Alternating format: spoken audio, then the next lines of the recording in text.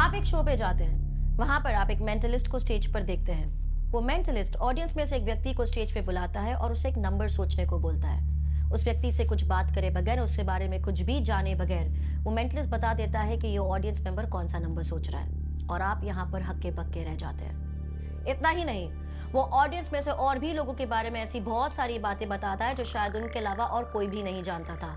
एक व्यक्ति का फोन लेके उसे अनलॉक कर देता है, किसी के फ्यूचर के बारे में बता देता है, किसी के पास्ट के बारे में बताता है, आपको आपका पहले क्रश का नाम बता देता है।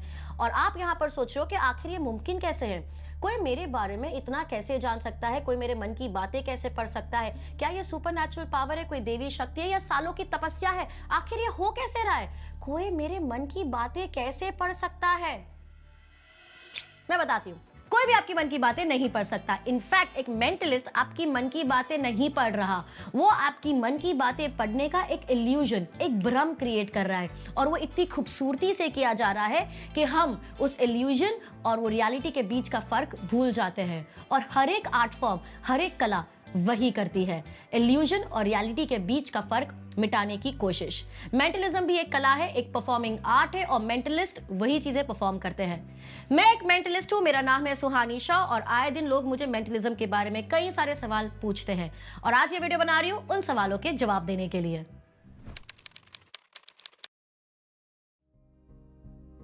मैजिक और मेंटलिज्म में उतना ही अंतर है जितना एक डॉक्टर और एक न्यूरोलॉजिस्ट में है, जितना नृत्य यानी एक डांसर और एक कुचिपुड़ी डांसर में है, जितना एक जर्नलिस्ट और एक ग्राउंड रिपोर्टर में है।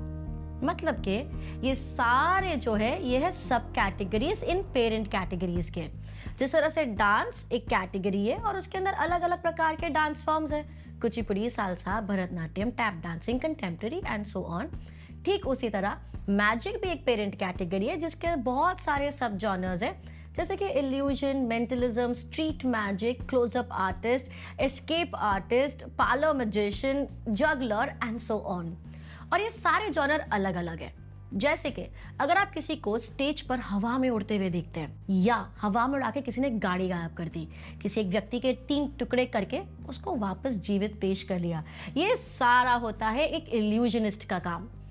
अगर हम जो सबसे बेसिक कॉमन मैजिक जो हमने आज तक सुना है वो है एक टोपी में से खरगोश का निकलना, इसे हम बोलते हैं पार्लर मैजिक। अगर आप एक रेस्टोरेंट में बैठे हो और एक व्यक्ति आपको आके बोलता है कि वो आपको जादू दिखाएगा, और आपकी आंखों के सामने आपका सिक्का गायब हो जाता है और आपके कान के पीछे से निकल जाता है, या आपकी आंखों के सामने इतनी इम्पॉसिबल चीजें हो रही होती है कि आप उसे बिलीव ही नहीं कर पाते हो, इसे हम बोलते हैं एक क्लोजअप आर्टिस्ट। मेंटलिज्म के अंदर कोई प्रॉप नहीं होता, कोई बड़ा बॉक्स नहीं है, कोई गाड़ी नहीं है, कोई कार या कोई सिक्का नहीं है।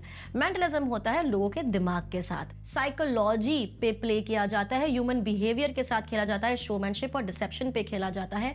ये एक ऐसा आर्ट फॉर्म है। मेंटलिज्म में एक मेंटलिस्ट इल्यूजन देता है लोगों के माइंड रीड करने का, भविष्यवाणी करने का, पास्ट की कोई बातें बताने का, लोगों के चॉइसेस, उनके बिहेवियर को इन्फ्लुएंस करने का। तो ये सारे जॉनर्स काफी ज्यादा अलग है, और इसीलिए अगली बार अगर आप कोई मैजिशियन से मिले, अगर आपको कोई आके बोलता है हाय आई एम अ मैजिशियन, हाय मैं जादू करता हूं, तो उनसे पूछिएगा किस तरीके का जादू, क्या आप एक क्लोजअप आर्टिस्ट है या एक मेंटलिस्ट, एक इल्यूजनिस्ट या एक एस्केप आर्टिस्ट।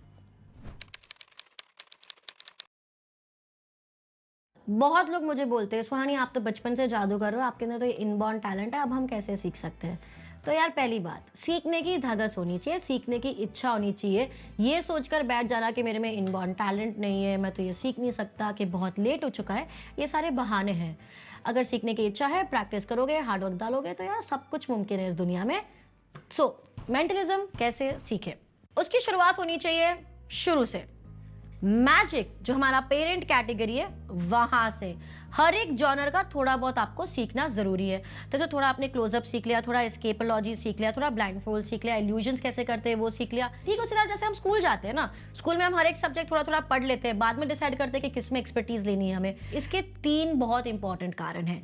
पहला कारण ये है कि जब आपको बेसिक्स आ जाते हैं, आपका कॉन्फिडेंस डेवलप होता है, आपकी नॉलेज डेवलप होती है, आप बेटर उसके अंदर सीख पाते हो, अपने खुद के स्किल्स डेवलप कर पाते हो, अपने खुद के ट्रिक्स एंड इफेक्ट्स डेवलप कर पाते हो, जब आपके पास खुद के पास उसकी नॉलेज होती है। सेकंड रीजन बेसिक सीखने का ये होता है, मेंटलिज्म एक ऐसा आर्ट फॉर्म है जहां पर आप बहुत अकेले हो। आप अकेले स्टेज पर हो, सारी ऑडियंस आपके सामने और आपको देख रही है। अगर आपका कोई भी इफेक्ट गलत हो गया, आपने गलत माइंड रीड कर लिया, गलत प्रिडिक्ट कर लिया, तो आपको उसे कवर अप करने के लिए सिर्फ कॉन्फिडेंस और एक्सपीरियंस लगेगा और कोई भी चीज़ आपके पास नहीं है।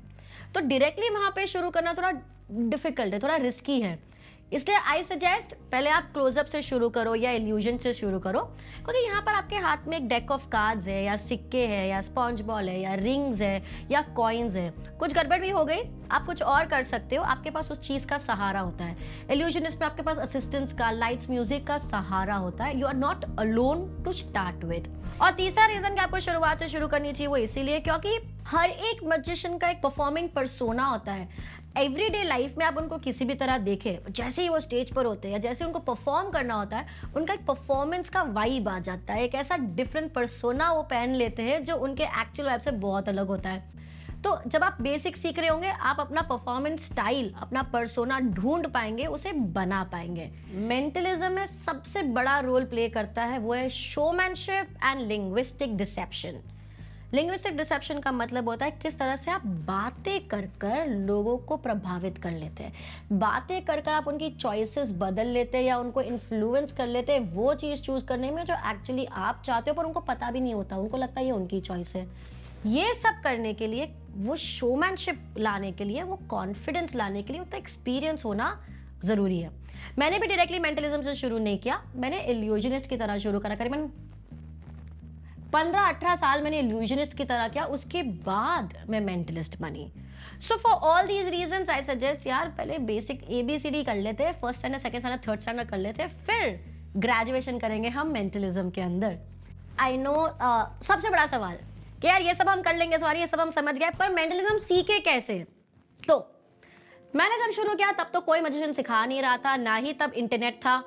मैं बहुत पुरानी हूँ गाइस, ठीक है, लेकिन आज की तारीख में सीखना थोड़ा सा आसान हो गया है। बहुत सारे वीडियोस ऑनलाइन है जहाँ पर आप मैजिक ट्रिक सीख सकते हो। कुछ बहुत ही बेहतरीन मैजिक ट्रिक्स वहाँ पे सिखाई गई है, जिससे वीडियोस देखकर आप सीख सकते हो। बहुत सारे कोर्सेज अवेलेबल है, जो कोर्सेज आप ले सकते हो, चाहे वो मेंटलिज्म का हो, क्लोजअप आर्टिस्ट का हो, और उनके द्वारा आप सीख सकते हो। बट रिमेंबर, असली जादू ट्रिक जानने में नहीं है, उसे खूबसूरती से पेश करने में है, लोगों को आश्चर्यचकित करने में है, लोगों को उम्मीद देने में है कि इस दुनिया में कुछ भी नामुमकिन नहीं है।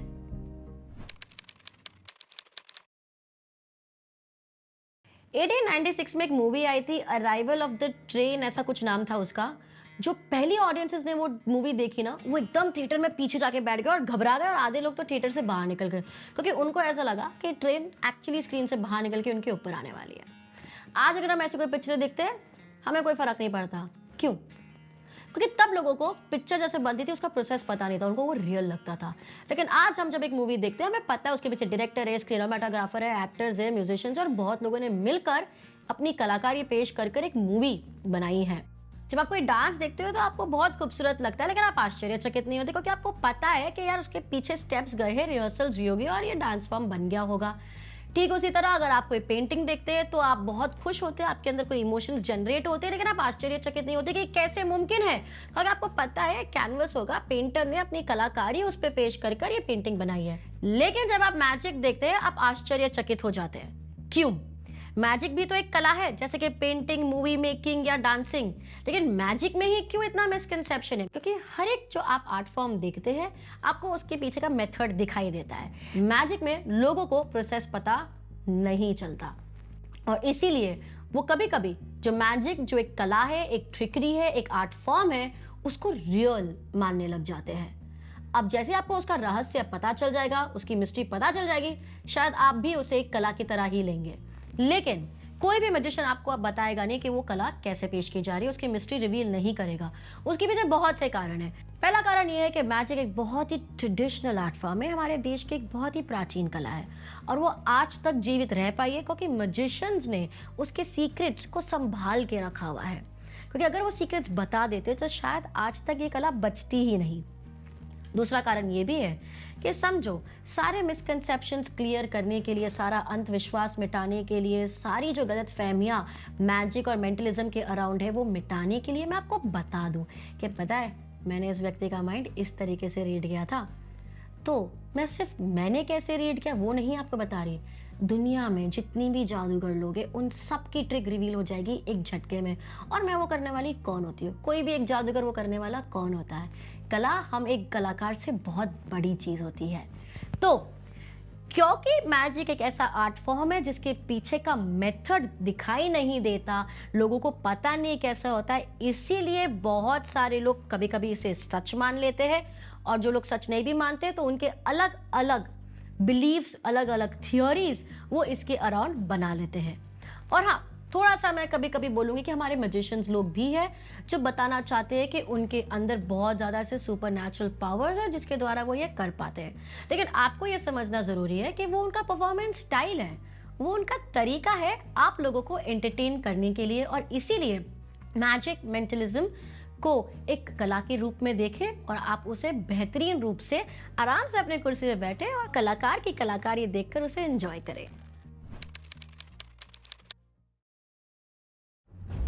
मैजिक वैजिक कुछ नहीं होता, ये सब हाथ की सफाई है। मजिशियन सारे स्कैमर्स होते हैं, पता है? उनको लगता है हम सब बेवकूफ है, हमें कुछ समझ नहीं पड़ता। ये मैजिक लोग हैं ना, ये सब फ्रॉड होते हैं यार। गाइस, अगर आपको लगता है कि मैजिक फ्रॉड है तो बहुत बड़ी प्रॉब्लम है, क्योंकि मैजिक एक कला है। अगर मैजिक फ्रॉड है तो जब आप मूवी में कोई सीन देखते हो जो आपको भी रुला देता है, वो भी फ्रॉड है। कोई गाना सुनकर अगर आपको कोई महबूबा की याद आती है, वो भी फ्रॉड है। म्यूजियम में जब आप एक पेंटिंग देखते हो और आपकी पूरी जिंदगी आपके सामने आ जाती है, वो भी फ्रॉड है। अगर मैजिक फ्रॉड है तो हर वो कला फ्रॉड है जो आपको किसी ना किसी तरह छू जाती है। यार, कला का काम ही होता है आपको अपनी सच्चाई, अपनी रोजमर्रा की जिंदगी से दूर ले जाकर अलग अलग इमोशंस फील कराकर आपको एंटरटेन करना। मैजिक का काम है आपको आश्चर्यचकित कर देना। मैजिक आपको उम्मीद देता है कि इस दुनिया में ऐसी कोई भी चीज नहीं है जो नामुमकिन है। एक 3 सेकंड का ट्रिक करने के लिए जब एक जादूगर आपके सामने आकर आपकी आंखों के सामने से एक सिक्का गायब कर देता है, वो 3 सेकंड का इफेक्ट अचीव करने के लिए उसे 3 महीने की मेहनत, रोज की प्रैक्टिस और ढेर सारा कॉन्फिडेंस लगा है। आप लोग समझदार हैं, आपको पता है कि ये जो कार्ड है इसका बैक ब्लू कलर का है, और अगर आपकी नजरों के सामने ये blue pink, purple, orange, brown या रेड में बदल जाए तो वो होना नामुमकिन है। पर अगर वो हो जाए तो उसे हम चीटिंग, फ्रॉड या स्कैम नहीं कहते, उसे हम खूबसूरत कलाकारी कहते हैं। ये कुछ कॉमन सवाल थे जिसके जवाब देने की मैंने कोशिश करी। अगर आपके मन में और भी सवाल है मैजिक या मेंटलिज्म को लेकर तो उन्हें कमेंट में ड्रॉप कर दीजिए और मैं उसे रिप्लाई करने की कोशिश करूंगी। और अगर ज़्यादा एक्सप्लेनेशन लगता है तो इसी वीडियो का पार्ट 2 बना देंगे हम यहाँ पर। I will see you in the next video. तब तक के लिए अगर आप किसी जादूगर से मिले या कोई मैजिक शो पे जाए तो याद रखिए, magic is a very intelligent art form जो सिर्फ आपके मनोरंजन के लिए बनी है। So sit back and enjoy the magic.